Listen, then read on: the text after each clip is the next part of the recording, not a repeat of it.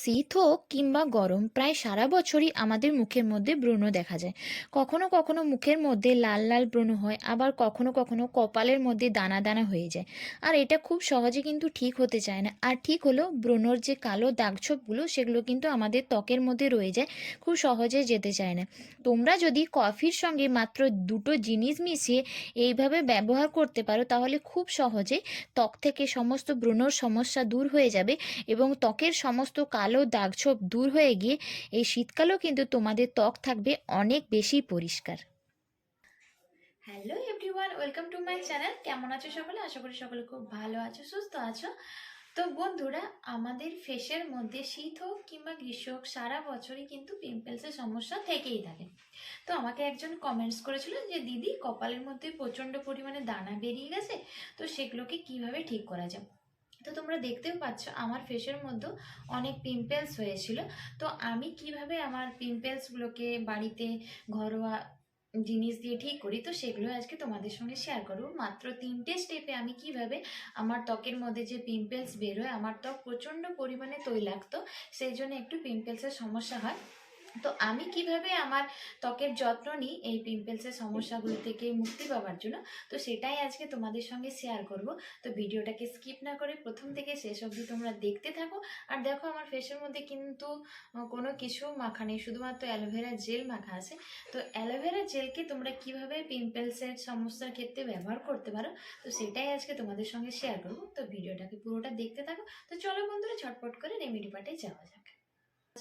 তো তার আগে বলবো, এখনো পর্যন্ত যারা আমার চ্যানেলটিকে সাবস্ক্রাইব করনি তারা আমার চ্যানেলটিকে অবশ্যই সাবস্ক্রাইব করে রেখো। আর পাশে থাকা নোটিফিকেশন বেল আইকনটি কিন্তু অবশ্যই প্রেস করবে। তো চলো বন্ধুরা, যাওয়া যাক। শীত পড়তে না পড়তেই আমাদের ত্বক প্রচণ্ড পরিমাণে রুক্ষ হয়ে যায় এবং ত্বকের মধ্যে কোনো উজ্জ্বলতা থাকে না। তো প্রথম স্টেপে আমি বানাবো একটা স্ক্রাবার। তো তার জন্য প্রথমে আমি আমার পুরো ফেসটাকে ভালোভাবে ঠান্ডা জল দিয়ে ওয়াশ করে নিচ্ছি। এরপর আমি বানাবো স্ক্রাবার। তো তার জন্য আমাদের এখানে প্রয়োজন কফি পাউডার। আমি এখানে ছোট্ট কফির প্যাকেট থেকে একটা নিয়ে সেটা থেকে কফি পাউডারটা নিয়ে নিলাম। আর নেব আমি এখানে অল্প পরিমাণ চিনি। আর এর সঙ্গে আমি মেশাবো 1 চামচ মতো কাঁচা দুধ। কফি, চিনি এবং কাঁচা দুধের মিশ্রণটাকে দিয়ে আমি খুব ভালোভাবে একটা স্ক্রাবার বানিয়ে নেব। কফির মধ্যে রয়েছে প্রচুর পরিমাণে অ্যান্টিঅক্সিডেন্ট, যা আমাদের ত্বকের মৃত কোষকে খুব সহজে দূর করে দেয়। ত্বকের মধ্যে যে ট্যান চলে আসে সেটাকেও খুব সহজে কিন্তু তুলতে সাহায্য করে। এছাড়া আমাদের ত্বকের মধ্যে যে ব্রণ, পিম্পলসের দাগগুলো হয়, সেগুলোকে খুব সহজে দূর করে দিয়ে আমাদের ত্বকের মধ্যে জেল্লা ফেরাতে কিন্তু সাহায্য করে কফি। তারপর এটাকে আমি কিছুক্ষণ হালকা হাতে ম্যাসাজ করে 10 মিনিট রেখে তারপর এটাকে নর্মাল জল দিয়ে ভালোভাবে ওয়াশ করে নেব। তোমরা দেখতে পাচ্ছ আমার ত্বক কতটা ক্লিয়ার লাগছে প্রথম স্টেপে। দ্বিতীয় স্টেপে আমি বানাবো ফেস প্যাক। তার জন্য নেব 1 চামচ মতো বেসন, অল্প পরিমাণ মতো গুঁড়ো হলুদ, 1 চামচ মতো মধু, আর আমি এর সঙ্গে পরিমাণ মতো গোলাপ জল মেশাবো। এরপর আমি এই মিশ্রণটাকে খুব ভালোভাবে মিশিয়ে নিচ্ছি। বেসন এবং হলুদ আমাদের ত্বকের কালো দাগ খুব সহজে দূর করে ত্বকের মধ্যে একটা উজ্জ্বলতা নিয়ে আসে। আর মধু আমাদের ত্বককে মোলায়েম রাখতে সাহায্য করে। এই শীতকালে যদি তোমরা মধুকে তোমাদের ফেসের মধ্যে ব্যবহার করো, তাহলে তোমাদের ত্বক এই শীতকালেও কিন্তু অনেক সুন্দর থাকবে। হলুদের মধ্যে রয়েছে অ্যান্টিঅক্সিডেন্ট, যা আমাদের ত্বকের মধ্যে যে কোনো ধরনের কালো দাগছোপকে খুব সহজেই দূর করে দেয়। এরপর আমি এটাকে আমার পুরো ফেসে ভালোভাবে লাগিয়ে নেব।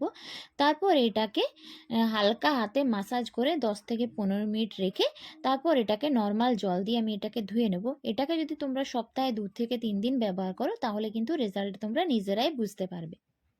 এরপর তৃতীয় স্টেপে আমি বানাবো ময়েশ্চারাইজার। তার জন্য আমি এখানে নিচ্ছি অ্যালোভেরা জেল। অ্যালোভেরা জেল আমাদের ত্বকে খুব ভালো ময়েশ্চারাইজারের কাজ করে। আর আমি এর সঙ্গে মেশাবো অল্প পরিমাণ কাঁচা দুধ। কাঁচা দুধের পরিবর্তে কিন্তু তোমরা নারকেল তেলও ব্যবহার করতে পারো। যে কোনো ফেস প্যাক বা ফেসিয়াল করার পর আমাদেরকে কিন্তু ময়েশ্চারাইজার অবশ্যই ব্যবহার করতে হবে, কারণ এই সময় আমাদের ত্বকের ওপেন পোরগুলো ক্লিন হয়ে যায়।